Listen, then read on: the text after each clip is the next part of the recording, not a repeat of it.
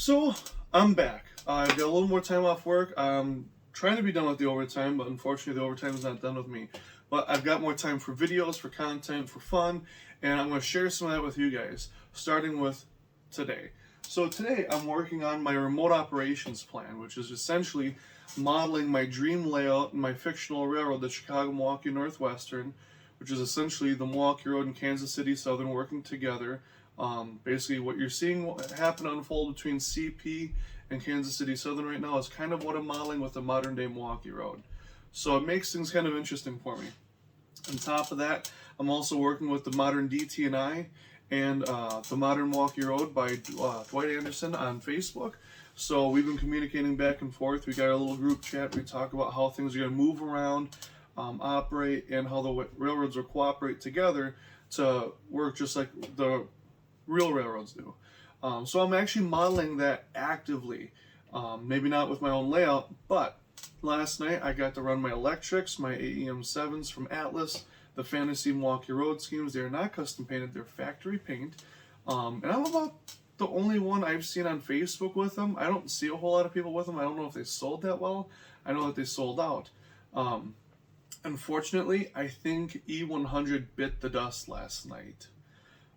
After a couple hours of running on those inclines, the section of railroad it was running on last night on the Superior Scenics layout, there isn't a whole lot of level track. It's up or down grade almost the entire time. So I think E100 might have bitten the dust. So I want to talk a little bit about what remote modeling is, how I'm using it, and then we're going to show some video from last night about E100 and E103 zipping around the Superior Scenics layout with E93 westbound. So first off, remote modeling is basically modeling something that I want to have that I don't, and doing it in other layouts, other places. And the big driving force behind that is I don't have the dream layout, that the big thing that everybody always wants. Everyone's buying buildings and rolling stock and locomotives and all the details for it that we may never get to build. I've got my layout here, and I'll be able to do 99% of what I want to do, except for the scale of it, the size of it. I'll have the most important operations, which is double track main and my port. However, I don't have room for a lot of interchange traffic. So that's the one big thing I'm going to miss, is just that scale to be able to get that. So really what I'm doing is I've got a list of all the destinations on my model railroad, or on my railroad, that I'm modeling, and that starts with the Pacific Northwest, which is everything west of Wisconsin. That's the division. I've got Canada, which is going to be WC, coming from Canada down to Chicago, and kind of some of their connections in between for the paper mills and the pulpwood logging, all that stuff. From there we've got MKE, or Milwaukee, and Port of Milwaukee. So what's kind of interesting about that is there'll be two separate yards. Milwaukee will be serving the city of Milwaukee and the outlying areas, including Wisconsin, Southern Milwaukee, Racine, and Troy, and some WC for their interchange traffic. And then Port of Milwaukee will be the port with its own yard, and that's where the MRT yard will be, Milwaukee, Racine, and Troy. That's Model Railroaders' fictional railroad that they created. But they've got auto racks and other freight cars and locomotives for it. So I'm going to include that because I think it's really cool, and it's another local road besides Wisconsin Southern. And yes, I'm also modeling modern Wisconsin Central, because I really like the WC for the short time that I was around to see it. And so when I see Canadian National come through, I kind of figure that's how that would be operating. So I kind of model it after that. Now, south of Milwaukee and Port of Milwaukee, we've got Chicago, East St. Louis, Kansas City, and Mexico. So East St. Louis is where I'll be interchanging with the modern DT&I. Kansas City is where the largest yard will be, and that'll be the origin for KCS. Now Milwaukee Road KCS, and that'll be an interchange with Norfolk Southern. I've got a track plan I found online years ago that I'll be using for that. So if some of you recognize it, I'll have at the end of this video. If you recognize it and you know who originally made it, thank them for me, or give me their info and I'll do it, because I absolutely love that layout. I've been looking at this thing for years, and I can't wait to use it. I'm still looking for some ideas and track plans for the DT&I interchange.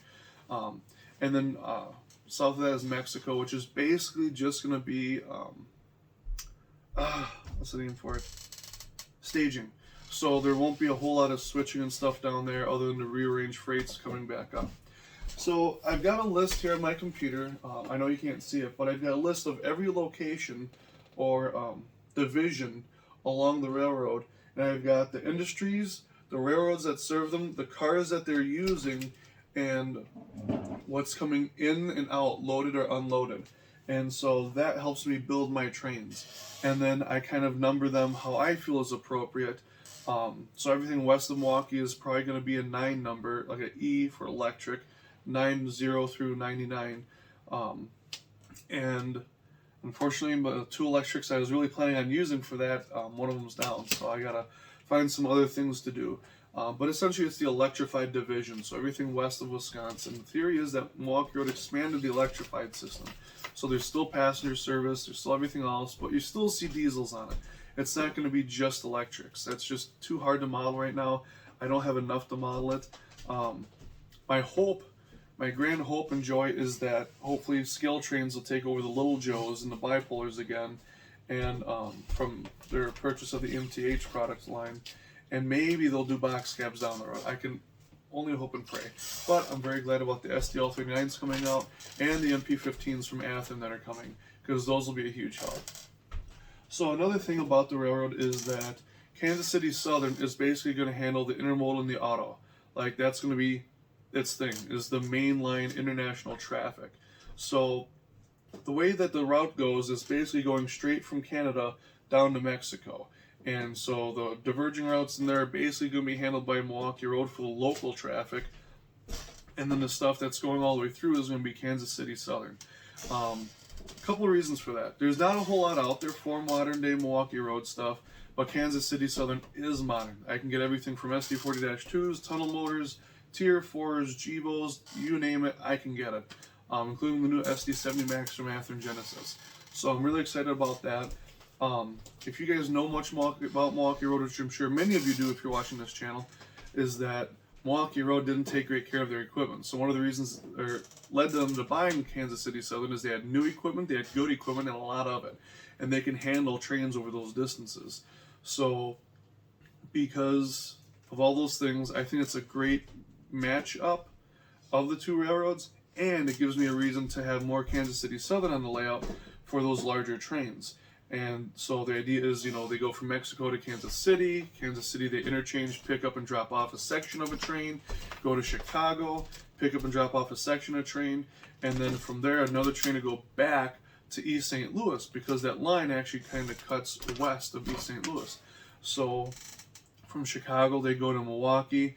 A small part of that would probably break off, go to the Port of Milwaukee for container traffic, trailer traffic, whatever, and then from there go up to Canada, and Milwaukee could split Canada and then going off to the Pacific Northwest via the electrified. So I didn't get much video. The electrics really started giving me problems last night when I started with the intermodal. I got to go through, clean those trucks up, because after they got weathered, it seems like there's a lot of drag to those cars. So I'm going to go through with my truck tuner, which I had over here somewhere, and just kind of clean out those journals a little bit more, give them a smoother surface for those middle axles. And if they don't have middle axles, I'll put some in there, because it does help quite a bit with the movement and whatnot. So with that, that's a basic explanation of how we're operating it. And when I have share videos of trains operating now, I'm going to have the train number, the direction, locations to and from, stuff like that on there. So I'll have trains from Port of Milwaukee to Chicago, Chicago to East St. Louis to Kansas City, stuff like that. Trains from Mexico to Kansas City. I think it's going to be a lot of fun. It's going to help kind of keep me motivated to keep working on this layout. The Superior Scenics layout being as scenic as it is, and the beautiful, just flowing railroad that it is. I think I'm going to use that for modeling everything. So if you remember a video I did a while ago, there's like the center part of the layout, which is very well scenic, mountainous, beautiful, there's a lot of grades. I think that's going to be kind of like the Pacific Northwest branch. And then the Kansas City Southern would be running around on the top or bottom, because it's got a lot more plains, farmland, rivers, lakes, grain elevators, intermodal port, the whole 9 yards. And so I think that's going to be a great place to model most of my railroad. And then over here on my layout, where I have the port and stuff like that, I can kind of do like a small section of the layout. I could even technically, I feel like, do like something on the Mississippi and focus on Kansas City Southern because of the port. But the whole theme was like northern Wisconsin, kind of all, you know, right on Lake Michigan. But the beauty of it is it's not really a specific location. The name isn't, I don't even really have a name for layout than Trestle City. But the idea was that it could be anywhere. So if I want to run BNSF, I could. Union Pacific, I could. Southern Pacific, I could. But going forward, I'm going to show you guys some videos of my E93 westbound that's heading from Milwaukee, going out to the Pacific coast, and that's going to go up through the mountains. And it's not going to be a big train. It's in the video, it's not going to be a fast-moving train, but the idea is that the prototype would be a quicker moving train through the mountains to kind of move some priority stuff. And then on the way back, it would have grabbed an intermodal train to come back to Milwaukee to go to the port. And then from there, it would connect with Kansas City Southern back in the city of Milwaukee at the yard, and then go down to Kansas City, and then interchange with Norfolk Southern. So we didn't get that for our last time, unfortunately. But at the end of the video, I've got a couple more layout updates. But here's E93 led by E100 and E103 Milwaukee Road AEM7s.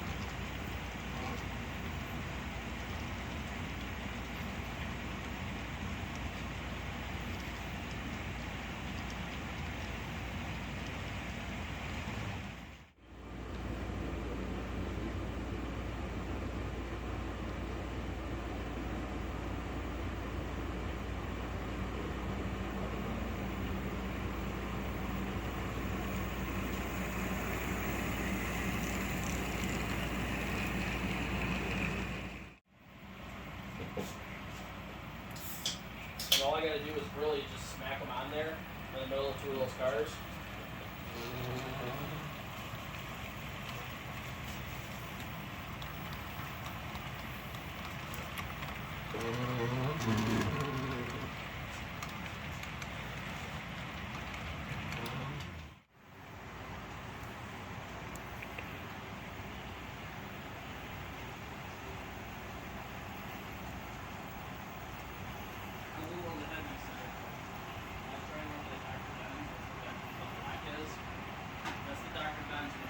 Basically isopropyl is a medium to spread the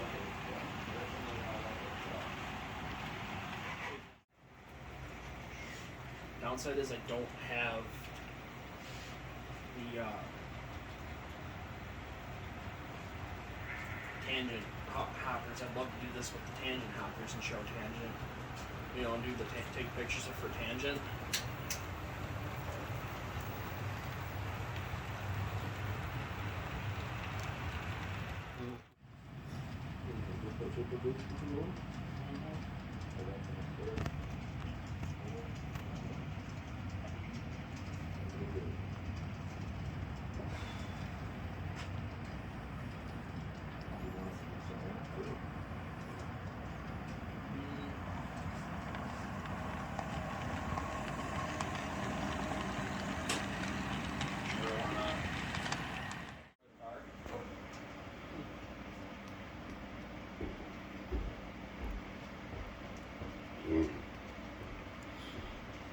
Just imagine how these Manitoba cars will look when they get them done.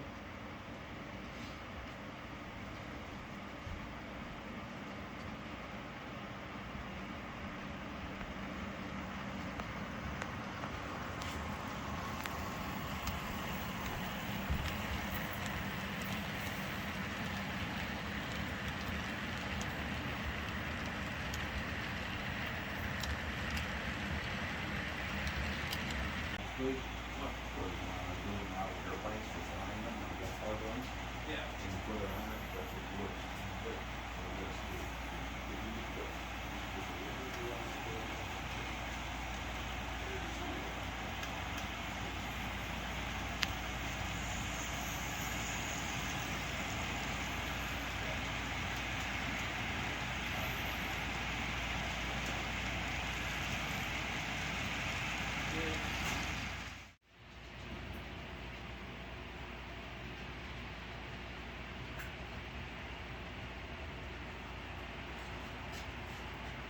Scary part is it doesn't look